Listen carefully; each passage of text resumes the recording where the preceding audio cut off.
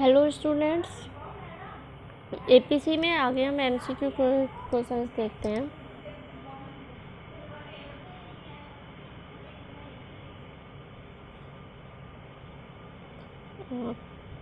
Question number 41 से देखते हैं, ये हम ऑलरेडी कर चुके हैं। और नो डिफ्लेक्शन हो गया था आपका।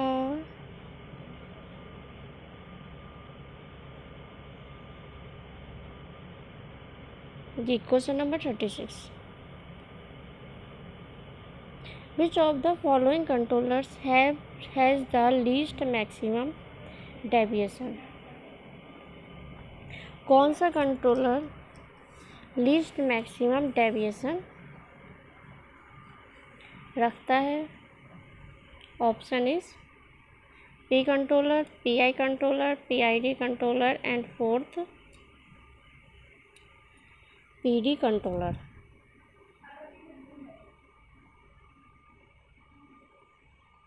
तो अब इससे पहले हमने लास्ट वीडियो में पढ़ा था मैक्सिमम ऑफसेट कौन सा कंट्रोलर होता है, तो वहाँ पे हमारा आंसर था पी कंट्रोलर। और यहाँ पे हमसे पूछा गया लीस्ट मैक्सिमम डेविएशन कौन सा कंट्रोलर होता है, तो यहाँ पे हमारा आ जाएगा पीडी कंट्रोलर।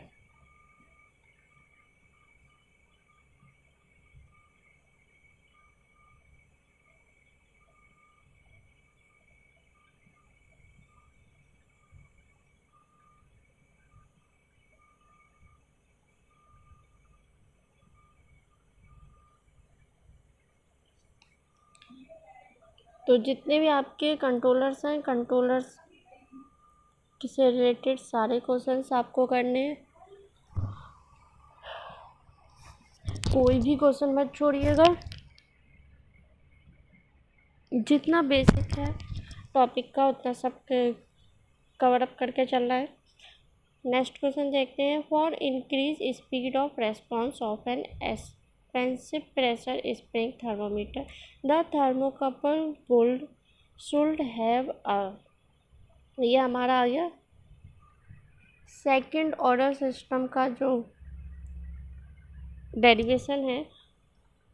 ये आपका स्प्रिंग वाला हमने किया था, इसमें एक वेट लिया है, वेट हमारा W है, उस पर मास हमारा M है। तब हमने ट्रांसफर फंक्शन निकाला गया। अगर उसे एक फोर्स से हम एक साइड से खींच रहे हैं तो बैक जाने पर स्प्रिंग वगैरह पे क्या इफेक्ट पड़ेगा।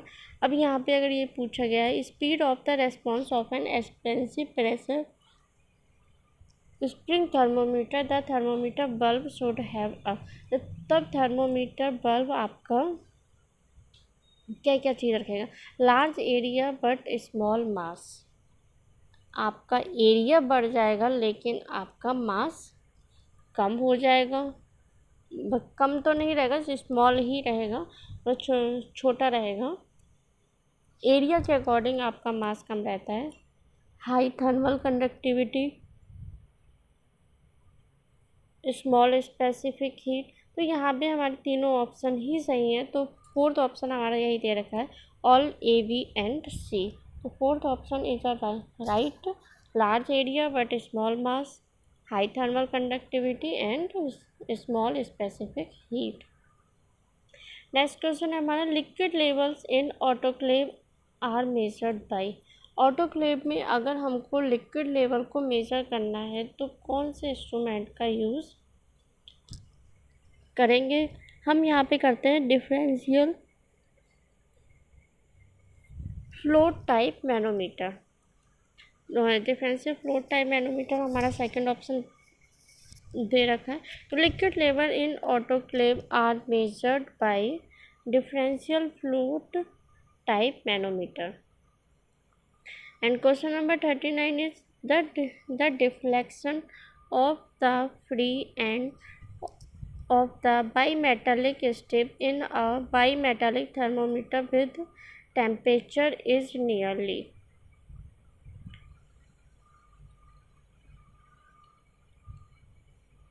बाईमेटालिक थर्मोमीटर में जो आपकी स्ट्रिप होती है स्टेप में आपका टेम्परेचर पे क्या डिफ्लेक्शन आता है, लीनियर रहेगा, नॉन लीनियर रहेगा, पैराबोलिक रहेगा या फिर आपका हाइपरबोलिक रहेगा। तो यहाँ पे आंसर हमारा हो गया लीनियर। आपका टेम्परेचर लीनियरली या तो इंक्रीज करेगा या फिर आपका डिक्रीज करता है।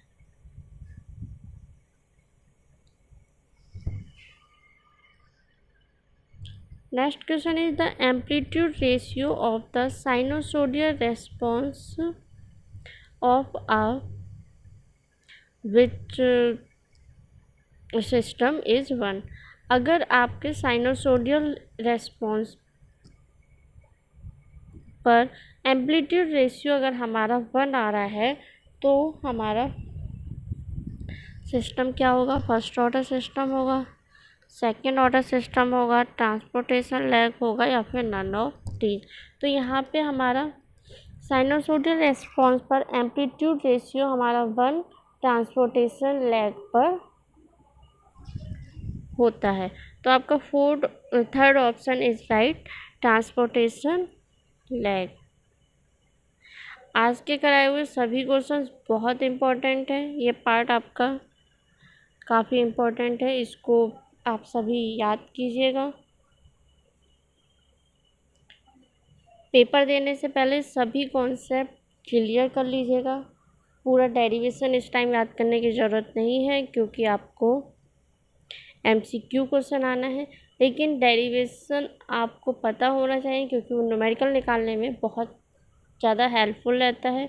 लेकिन अगर फिर भी आप पढ़ना चाहते हो कि डेरिवेशन हम नहीं करना चाहते तो उसका एक ही सॉल्यूशन है, आप हेडिंग देखिए, हेडिंग में आपका क्या है, ट्रांसफर फंक्शन बोला गया है, रेस्पॉन्स पूछा गया मतलब क्या है, और फिर उसका आपका इक्वेशन क्या आ रहा है, इक्वेशन आपको याद करनी है।